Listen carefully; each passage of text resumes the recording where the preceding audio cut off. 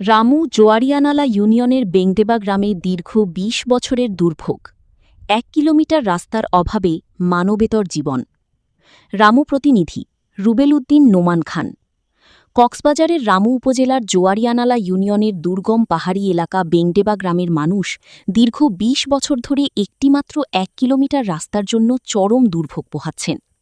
স্বাধীনতার এত বছর পরও গ্রামটিতে যাতায়াতের উপযুক্ত কোনো সড়ক নির্মাণ না হওয়ায় স্থানীয় বাসিন্দারা মানবেতর জীবনযাপন করছেন।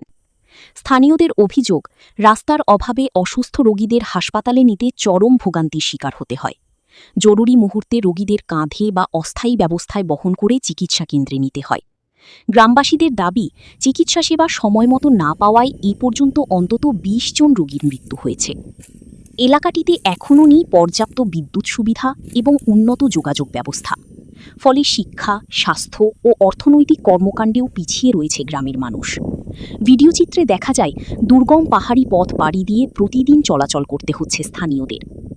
গ্রামবাসীরা সংশ্লিষ্ট কর্তৃপক্ষের দৃষ্টি আকর্ষণ করে দ্রুত রাস্তা নির্মাণসহ প্রয়োজনীয় অবকাঠামোগত উন্নয়নের দাবি জানিয়েছেন।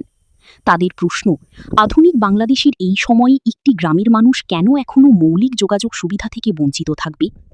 হাইরে সোনার বাংলাদেশ, এমন আক্ষেপই এখন বেংদেবা গ্রামের সাধারণ মানুষের মিখি।